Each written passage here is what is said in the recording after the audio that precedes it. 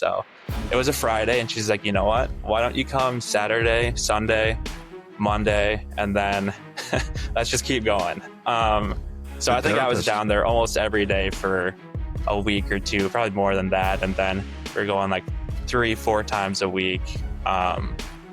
We were pretty nonstop until I started to feel some progress. And it was pretty quick. She sat me down and she's like, I'm not here to, like, I know I'm in partnership with like NHLPA, like they reached out, this is their program, but I don't care about hockey. Like, I don't care about you playing hockey. I care about you as a person. Like, we're not even going to talk about it.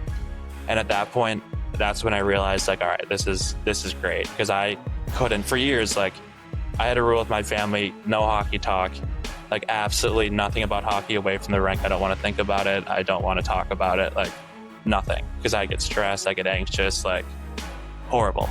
And as soon as I heard her say that, I could just take a sigh of relief, like, all right, like we can actually make some progress here, like figure out what's going on. And she's like, I can still text her whenever. I could text her right now and she'd get back to me before this podcast was over for sure. But like, she was my best friend for months. Great. Yeah, she's awesome. And yeah, I think she really dug deep into my mind and we figured out what was going on. And I think we're still making some progress there, but like things I didn't even know were affecting me, things that I didn't know that were like holding me back or causing a lot of distress, we talked about. And what I thought was because of hockey really wasn't. There's a lot of things with my family and things with me personally that were affecting me. So how would you describe then the work that was done from when you first met with her to when you were ready to get on the ice again in November? Yeah, so like training camp started, I believe, like September 18th. And September 11th, I told Nashville, you know what, I'm going to be down there. I'm going to be at training camp, be there early. And it was the 11th, the 12th, the 13th, and I didn't leave my couch. I was the only one at home, couldn't get down there. And then I think 2 days before, they all realized I wasn't going to make it. And I entered this program, and when I entered this program, like the first thing she said to me was, you know, we're not going to talk about hockey. And we just talked about my life. Like we sat down, I cried for an hour the first session, 30 minutes the next session, 15 minutes maybe the third, and we got all the way down to, you know, the occasional tears. Like she'd always have a tissue box in front of me ready to go just in case. But you know, it was just, we didn't even talk about like any therapeutic techniques or like, we just were talking for a good probably week or so. I don't think she really needed to get into anything specific to really get to me right away. It was once I was comfortable being there with her, once I was just done, like just crying for no reason, then I think we could start making some progress. And it was a lot of like, all right, you just cried when you were talking about your dad, like what's going on there? You just cried when you were talking about like your sister, what's going on there? And then that's where I'd be like, well, then I'd have to look inside, like, well, I probably cried because like I don't have a great relationship with my dad, or like my sister went through all this when I was apart, or like when I wasn't living with her. And it was things like that where I'd start digging deeper into little things, and she'd occasionally be like, you're like, maybe you're feeling this way because of this, because of this sort of thing or this sort of thing. And I'd be like, oh, like maybe yes or maybe no. But I think it was a lot of just, it was great because it was no hockey talk. It was just, we're trying to figure out what's going on with me. And like the timeline, getting back into the game was absolutely like nothing that she ever brought up. It was probably 2 months into going to see her, and I was like, you know what? Like, I'm actually kind of looking forward to getting back on the ice. And she never pushed that once, which was pretty incredible. So when did you start to feel better, and what helped you start to feel better? Like, was it the conversation or just not even speaking about hockey? What kind of got you on a better path? Yeah, well, like I took time away from the game, and I like retired in my mind from the game earlier that summer because I thought that hockey was what was making me miserable. Like I'd go to the rink every morning dreading it, and I'd come home, I'd sit on my couch, and I'd just think about hockey the next day. And I'd be like, I don't want to do anything because I have to go to the rink again. And I have to go to the rink again. And game days, I'd fall apart. I couldn't nap. I'd be jittery. I'd be like, I don't want to play. I don't want to be on the ice. I don't want to do it. And I just couldn't get those thoughts out of my mind. So when I went to therapy, I thought hockey's the issue. And I thought hockey was what was making me miserable and making me freak out and depressed. And I couldn't do anything because of hockey.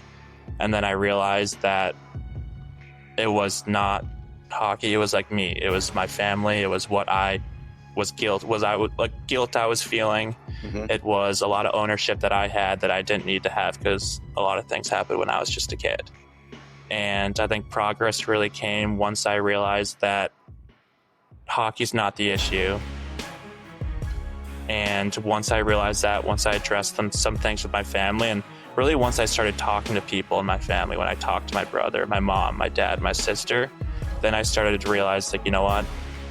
Hockey has nothing to do with this. I actually have fond memories of hockey. When I was younger and I didn't realize any of this was going on, when I was in Chicago, when I was in Wisconsin, I loved being on the ice.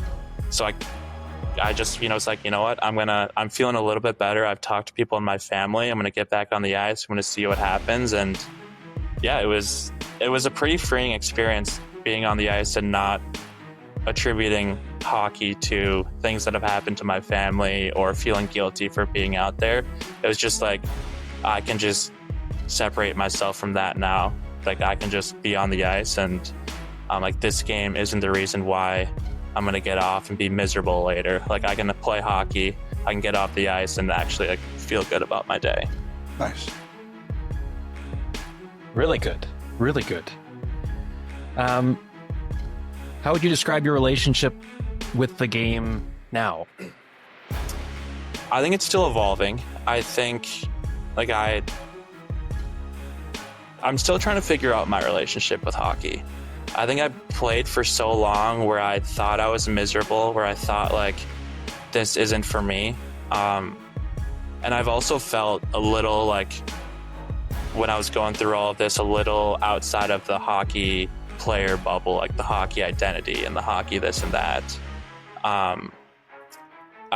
When I was in college, I loved classes. I loved school. I was a finance and film major. I loved going to classes.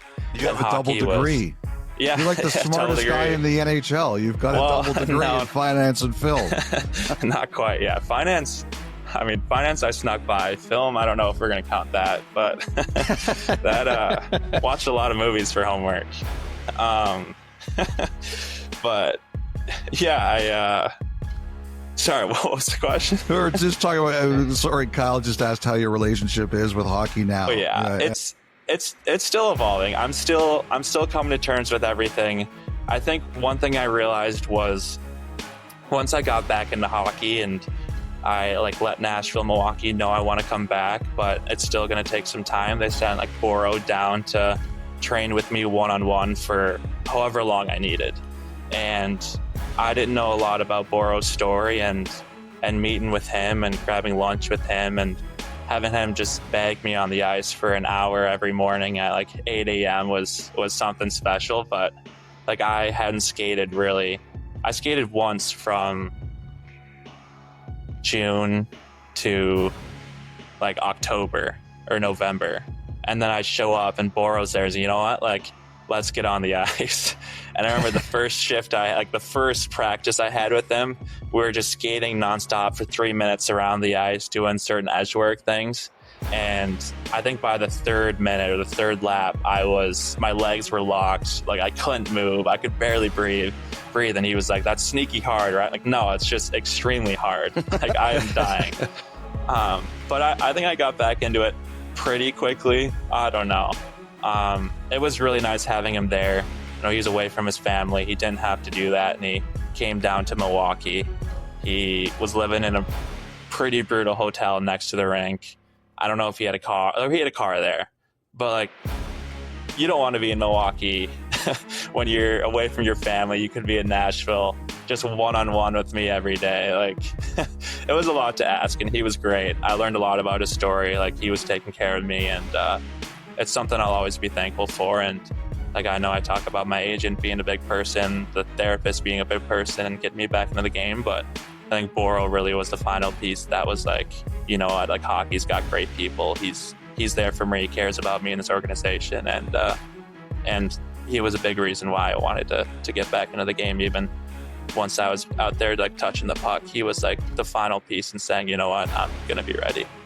You know, So that Boro- last answer will not be sponsored by the City of Milwaukee Chamber of Commerce. Yeah, well, you know, I love it. He's a Mech I love it. He can say that. Yeah. I love Milwaukee. Like, I absolutely love it. I'm here year round. It's great, but I think there are probably better places to spend it than one-on-one with a recently depressed hockey player in the city of Milwaukee when it's gloomy and there's maybe one day of sun out in like a week. So Boro, of course, is Mark Borowiecki, longtime player in Ottawa, and then finished his career in Nashville and now works within the organization. So yeah, he said that he was once you got on the ice, he was actually quite, like, after, you know, learning about your story, he was very impressed with just how quickly you looked good on the ice again after you both got out there.